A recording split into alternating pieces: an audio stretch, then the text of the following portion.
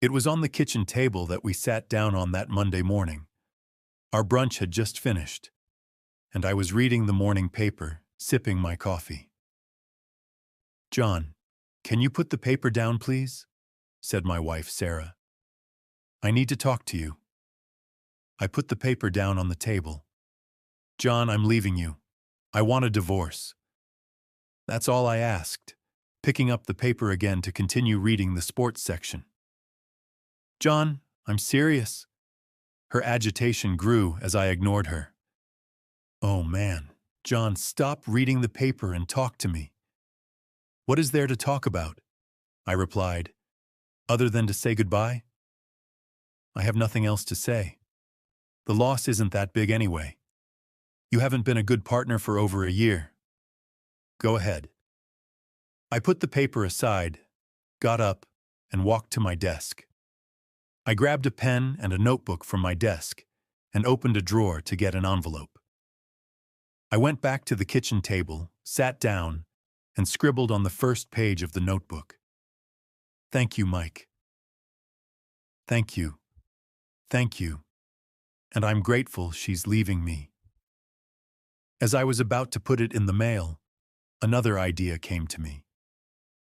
I dug through my wallet and put one of the lottery tickets I had bought the day before in the envelope, then updated my note. "Maybe if you're lucky enough to win, it will be enough to satisfy the cheater and keep him from straying again. Good luck, boy. You'll need it. John." Thank you so much for signing it. After folding the note, I put it in the envelope, sealed it, and handed it to Emily.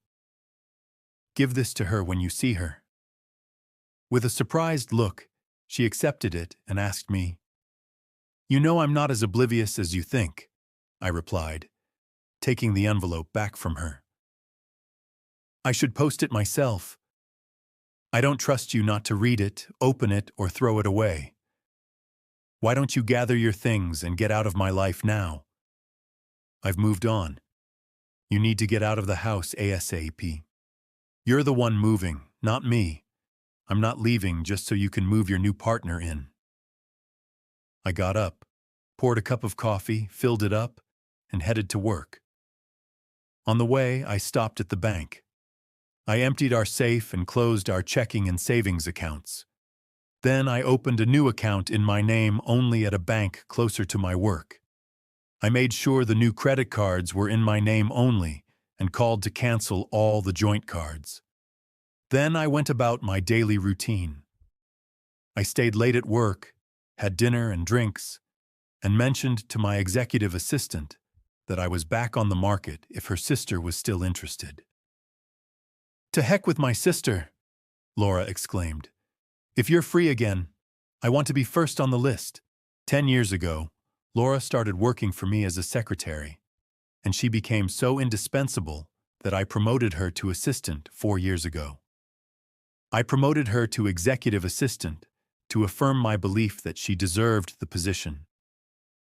2 years ago, I invited Laura to a barbecue I was having in my backyard. She informed me that she couldn't make it because her sister was coming from out of town.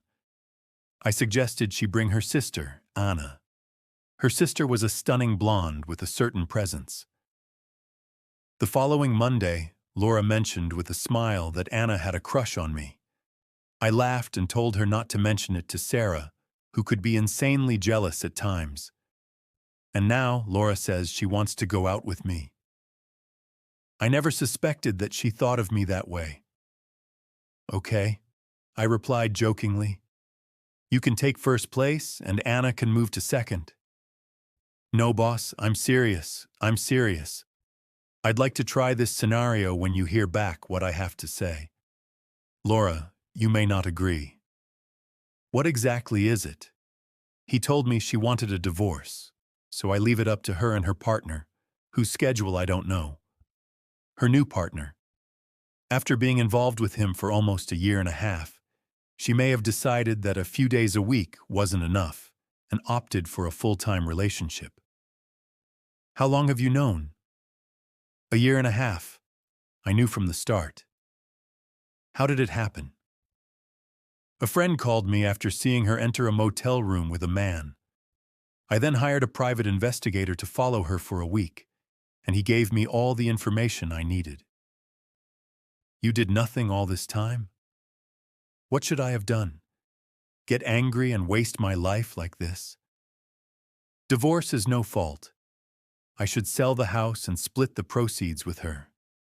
Splitting it all in half? I should move to an apartment and give up my woodworking shop, the 3-car garage, the pool, and the hot tub? No thanks. I chose to ignore her and let her do the cleaning, laundry, and cooking for me, knowing she was unfaithful. How could you stay close to her? The speed at which love can turn into indifference is astonishing. It is unbelievable that a healthy man like you could go without intimacy for a year and a half. Who said that? I accepted every time it was offered to me, and so did she. However, there was a slight drop in frequency. The days I knew she was with him, I avoided touching her. The main change was that I had intimacy, and not the other way around. Do you know why she did this? I am not sure, but he probably wasn't the first. Do you think she had other partners? I can't say for sure, but I know that in our 10 years of marriage, she went through 4 separate states of mind. As far as I can remember, she behaved the same during those times, just as she has been doing for the past year and a half since she started seeing this man.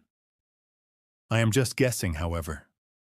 I am willing to bet that the other instances were due to the same reason. If she had not been caught red-handed, and if I had not been warned, I might have thought that her recent mood was just another one of those phases. No matter how wrong I am in my assumptions, knowing about this affair is enough for me to understand her infidelity. What are you going to do now? Hold Sarah. Hold Sarah for what purpose? To understand his intentions. She is alone now.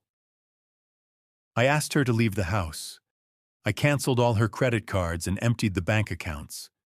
I give her what she filed for divorce. She will have to turn to her new partner for money for a lawyer since she does not earn enough to support herself and hire one. And I am not sure he will provide her with any. I am not sure. But I guess they discussed it before she told me the news. All I am saying is, if you really want me, you will be with a married man who does not know how long his divorce will last. John, you are not approaching it right. How? If she files for divorce, she will take control. They will serve you, and it may not work in your favor. You do not know what she could do. She could force you to leave the house and sign it over to her until the hearings are over. What if she filed a restraining order, claiming emotional distress, preventing you from going near her and the house? You need to take charge. You need to control the situation instead of reacting to her moves. Force her to react to yours.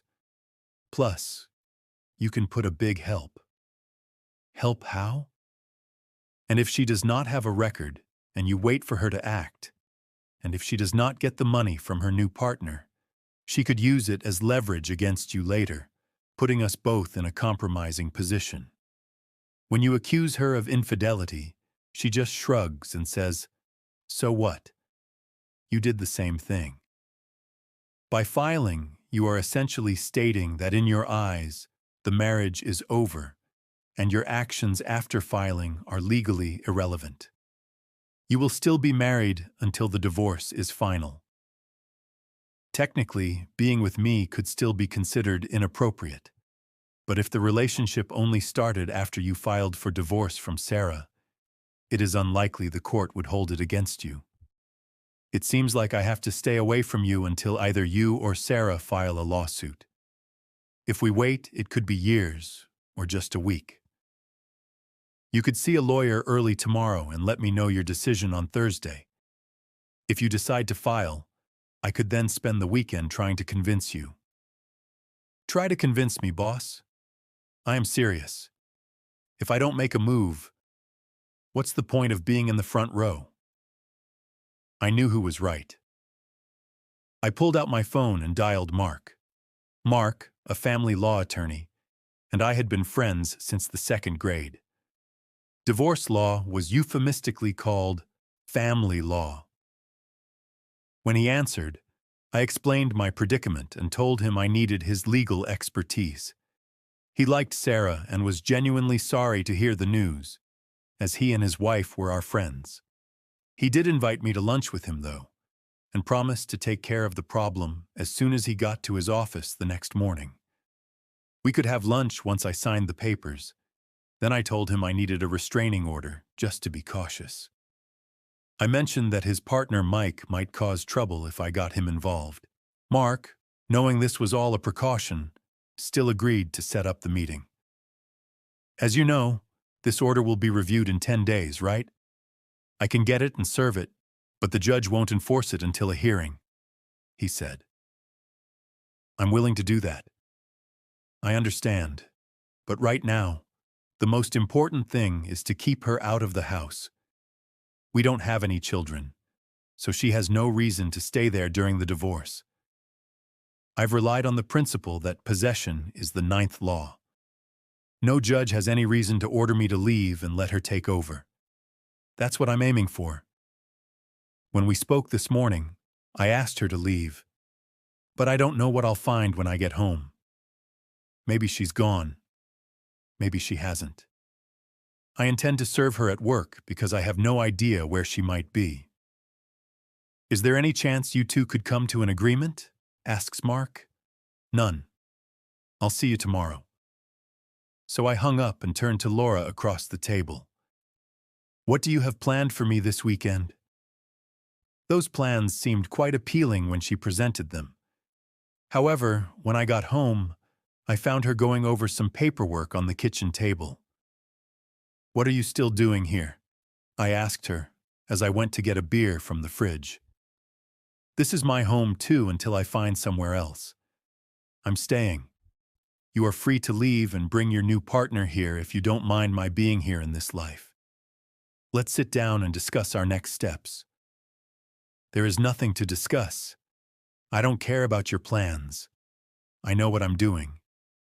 John, there are things we need to sort out. There is nothing to sort out, Emily. Those issues don't exist. It's simple. Go ahead and file for the divorce you said you wanted. You should get a lawyer. You will have to fill out the paperwork and pay all the court costs. I will do everything in my power to make it difficult for you to get what you want in terms of divorce. Our state operates on a no-fault basis. That means everything is divided equally, 50-50, and you have to decide who gets which half. I'm willing to drag this out so you can rack up more legal fees. Lawyers don't work for free, as you know. You want the coffee table? Well, guess what? I want it too. You want the couch? That's too bad. I have to have it because it has a lot of sentimental value to me. Why did you suddenly lose interest in all of this, even when I told you I wanted a divorce? You showed no emotion. You just told me to pack up my things and leave. And before I could even think about it, I took a risk after meeting her gaze. You didn't want a divorce, so I forgave you the first 3 times. You always came back to me, and I loved you enough to stay put and be with you. When I mentioned the first 3 times, she looked away, which, as far as I could tell, confirmed my suspicions. It's hard to explain why I chose to stay with you, but I decided not to file for divorce. I thought maybe I did something that really upset you, and you wanted revenge. I naively assumed that you would eventually stop having affairs because you realized how much you loved me and that you would come back. The truth became clear to me as I looked at the stained floor. I now know I was wrong to think that this situation with Mike was just a repeat of previous incidents. I realized that you are nothing but a cheater. In 6 months or a year, you would have found another man if you hadn't decided to leave me for Mike and break up with him. After thinking about it, I decided I needed some form of retribution. I really want to make this divorce as expensive and difficult as possible for you. You are right. I have to let you stay because this is your home too. However, I don't have to talk to you or pretend to be happy. Keep your distance and put your stuff in one of the spare bedrooms. After I finished my beer, I went up to what used to be our bedroom and got ready for bed. I felt like I had accomplished my goal. I had given him food for thought, and he would need time to discuss all this with Mike and make a decision. Mark would use that time to get the restraining order and serve it on Sarah. I could be wrong. It's unlikely but possible that Sarah had already seen a lawyer, and the paperwork was on its way to me when I canceled the credit cards and took the remaining money. It turned out to be pretty much what I had planned when I withdrew the money from the bank. It was pretty much what it should have been if Sarah had consulted a lawyer. After having answered the calls, I made myself some lunch and went around the house again to gather Sarah's things. I had barely finished my meal when the security system alerted me. I had installed a security system with cameras because I never trusted Sarah, and I was sure she would try to break into the house and violate the restraining order. On Thursday at work, I informed Laura that we were ready to leave for the weekend. She smiled. So tonight, dinner and dancing? When I got home, I smiled. Sarah behaved exactly as I had expected. She entered the house through the connecting garage door after grabbing some of her things. The kitchen was a wreck. The floor was littered with plates and broken glass, and she had also damaged several items in the living room. It was all caught on camera. She emptied all my clothes out of the closet, piled them on the floor, and damaged them in a way that made me smile. All of this was caught on camera, which not only proved that she was in breach of the restraining order, but that she was behaving in a destructive and deliberate manner. This was evidence I could present at the restraining order hearing. Mark called the police on my behalf. When the police arrived, they took pictures and filed a report. Sarah was arrested at work the next day and taken to jail. She was taken to a courtroom, fingerprinted, and photographed. She was charged with willfully destroying private property and violating the restraining order. Sarah was released on her own recognizance when the judge set the hearing date. To be honest, I didn't think things would go this far. Laura and I decided to go out again on Saturday after our lovely first date. Everything went well, and we had a picnic on Sunday. The restraining order hearing was on Monday. After reviewing the security camera footage, the judge made the injunction permanent. He also asked Sarah to replace all damaged property, pay for dry cleaning of my clothes, and cover the cost of cleaning the bedroom. He threatened to jail her for contempt of court if she didn't do so within 10 days. Out of sheer defiance, I hired the most expensive cleaning company I could find to do the job. Sarah disappointed me. She managed to raise the funds to comply with all the judge's orders, so I never got to jail her for contempt of court. Over the next 2 weeks, Laura and I spent a lot of time together, but as I was still married, we didn't feel completely comfortable and only shared a few kisses, sometimes very passionate. However, we gradually reached the point where things were getting serious. The divorce was finalized within 6 months, and we didn't contest it. Everything was split equally in a typical no-fault divorce.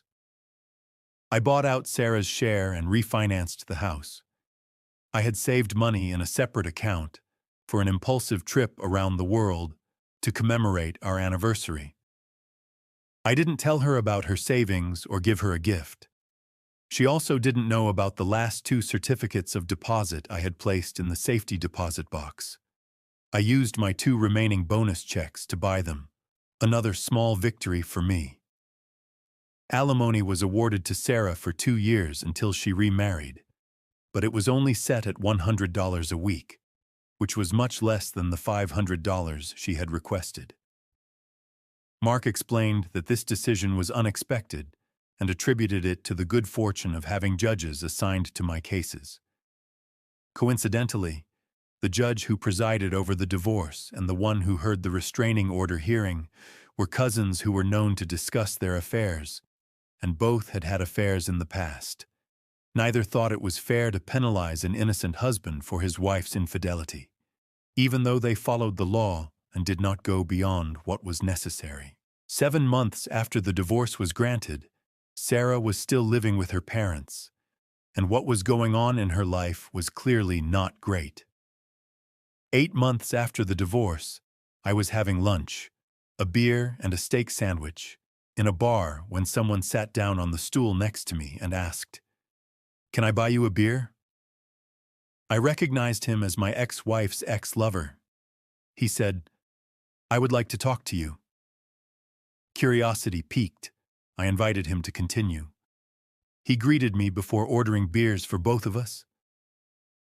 He took a sip, put the glass on the bar, and looked at it for a few seconds before starting to peel the label off the bottle, creating a small pile of fragments in front of him.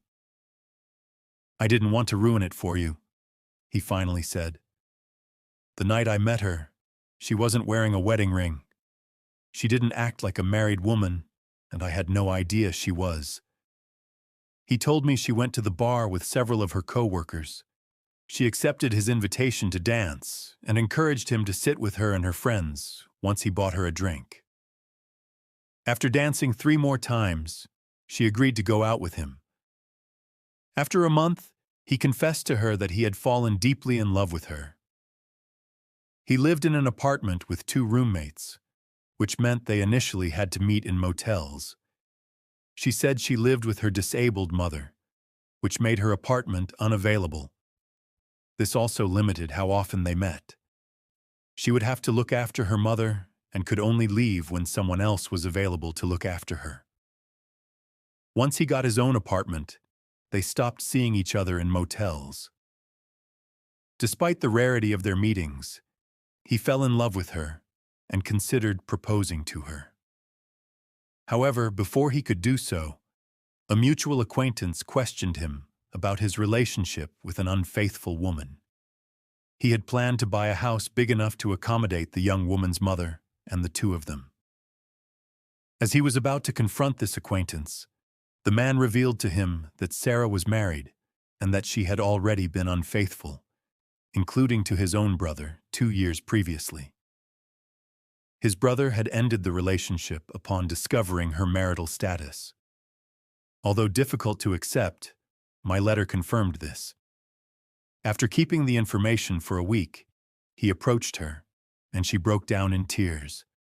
She claimed not to love me, accusing me of being a violent alcoholic who had abused her emotionally and physically. While claiming that she hated me, she maintained that the fear of my threats had trapped her. I had promised to find her and harm her and her companions if she left.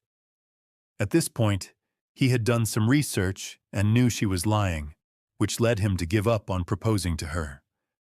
However, due to his past, he let her move in with him after I kicked her out.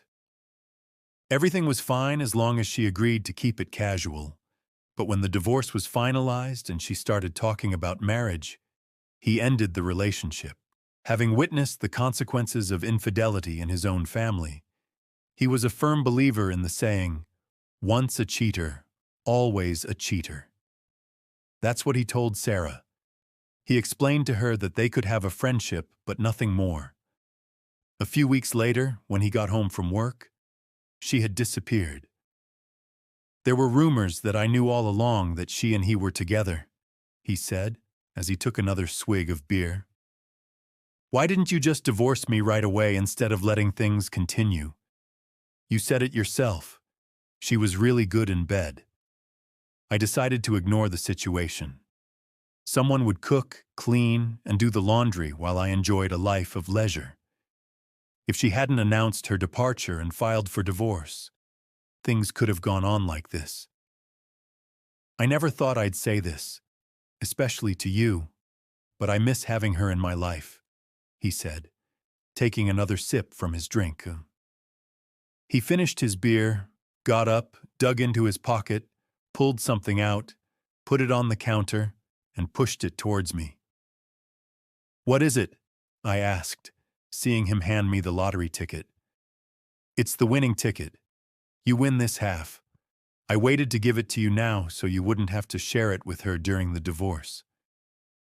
"See you soon," he said, walking away. I looked at the border. The amount of the cashier's check was astonishing. It was a huge amount of money. When I got back to the office, my assistant Jean noticed my expression and said, "You look like the cat that just ate the canary." "It was a good lunch," I replied. "Lunch was excellent," Jean answered. My assistant was called Jean, and I no longer employed Laura, not in the office in any case. When the twins arrived, she was at home, painting the room that was to become the nursery.